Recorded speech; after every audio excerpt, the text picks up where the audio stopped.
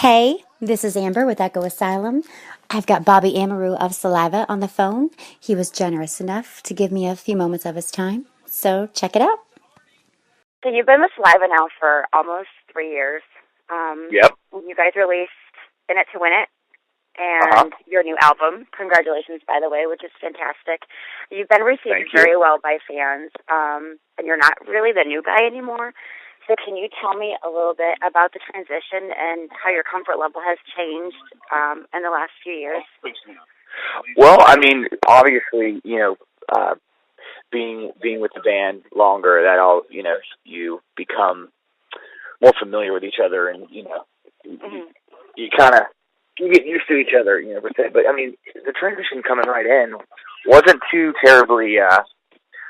It wasn't. It was weird. It's almost like we clicked, right away. When they came to Jacksonville, it was in 2011 December.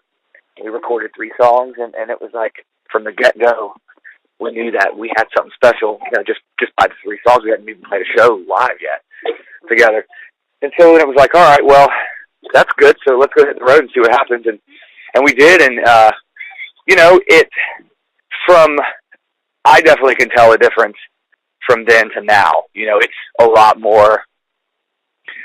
We click. Definitely a lot more, I think, and I'm more in the zone as well. I mean, especially with all the older stuff. Really, the challenging thing is kind of like when you're going out there and you start playing your new stuff. Because, I've been playing all the other stuff, or, the hits and classic shit for like, almost 3 years now. And so you're like, okay, we got to play some new stuff now. All right, we got to learn it, So that becomes, you kind of have to get in the zone on that. So every tour we try to change it up as much as possible, but just put on a rock show. Right. Which you did last night at Smith's Downtown Tap and Grill.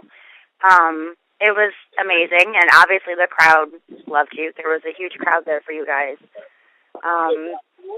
So you did quite a few of its classic Saliva. What's your favorite to perform, or do you have a favorite, or is there one that is challenging for you? You pulled them all off, amazingly. It was awesome, but what's your favorite? As far as a classic song, to do, I always like doing Your Disease. I don't know if it's because it's the last song of the set or whatnot. It's just, it's the one that I feel like by the end of the show, I think that's where we really won the crowd over. So that's always really fun to play. Even doing Always is always a fun one as well. Not really a bad song for me. I mean, I like them all. So, but Your Disease, I'd say, is probably my favorite to perform live. Okay. So I've listened to Rise Up, and it definitely feels like a throwback to that earlier Saliva sound, but it's a little bit grittier and dirtier, and I love it. Was that the collective vision from the beginning when you guys were writing? Yeah. Or did that happen organically? Well, we knew that we had to, we needed some, statement anthem type songs, or the whole stadium, that kind of thing. So we definitely, that was the song that I came up with the riff in the studio, and I just had it in my head. I kind of knew exactly what groove we were going for. It all, and then when it came out, we started working on that, on the music, and the vocals just came afterwards, and the vocals came pretty quick on it. So, I kind of knew what we were going to write about and stuff. And this is one of those statement songs, that whole Rise Up, standing up for what you believe in, and that whole thing. But almost like an anti-bully type thing too. So. All right. And we did shoot a video for that. There's a video on YouTube for it. I've seen the video. What's going to be the next single? Well, we were in between. We were actually going to try 2 formats. So we're going to try a mainstream rock with Lost, and then, but we were going to stick with active with 1,000 Eyes. Wow, cool. So we're still we're figuring that out. I mean, Lost was supposed to impact radio, coming up pretty soon here. So. Okay. So you guys have been on the road a lot in the last few months, and you have a lot more. Did I read somewhere that you're going to be in Russia? No, we were going to go to Russia, and then we had 3 shows booked, and this was in March, or maybe it was end of March, and we ended up canceling them just because we wanted to go back over and do multiple plays. We didn't want to just do 3 shows and come back. It didn't make sense. Sure. And we had a lot of offers in the U.S., so we stayed, and but we will definitely, we're going to try to, get back there for sure. Right. So besides missing family and home, what's been the hardest thing for you being out on the road? I mean, that's always pretty tough. I mean, you miss out on things too. Your friends go and do things. You can't go, hang out with your friends. You can't, you miss, kids' soccer games and things like that. And it can be very boring, on the road. Especially like, we go out for 3 weeks or more. We go out in a bus and it's like it's just Groundhog Day. Different parking lot every day, and you're just,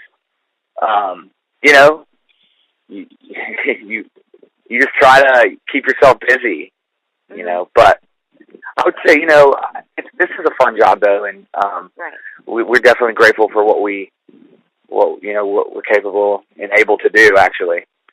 So I wouldn't trade it for anything. So you've been meeting a lot of new fans in the last few years. Can you tell me what is the best fan interaction that you've had so far, or the most inspirational that you've had?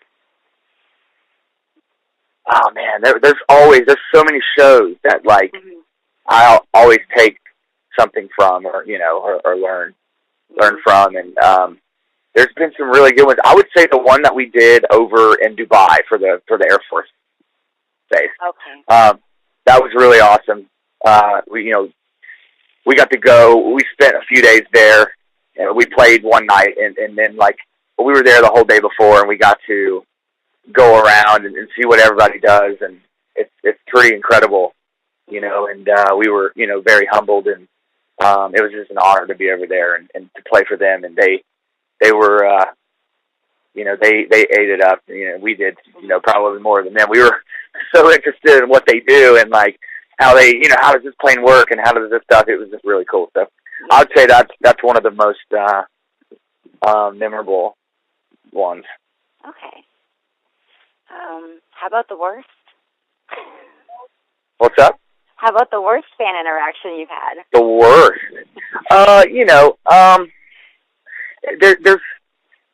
There's been those times. There's been a couple times where someone's just kind of a drunk asshole or something, and he might say something from the crowd trying to be cool, where's Josie or something, and I have to say he's at your mom's house, or I gotta come back with something, and I've done that before, and then the guy came up to me after the show and was like, man, I'm sorry, I didn't mean to say that. He goes, I just was. He actually admitted he thought he was being funny. I was like, thanks for the money, man. Thanks for buying the ticket. But sometimes you should just, hey, whatever makes you happy.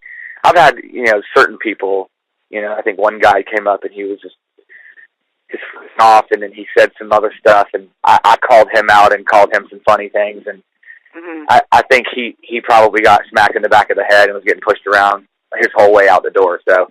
Wow. And when he left, I just say, thanks for the money, Dick.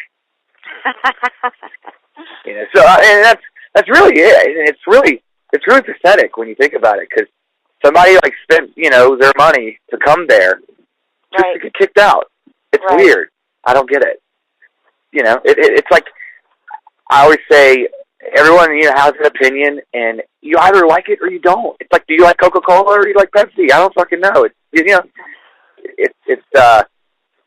It's all taste, and what people are into. Some people don't like change, but, some people do like change, and I think this band, it needed it, definitely needed change, with the way things were going, the direction, with the stories I've heard, yeah, something needed to happen. So.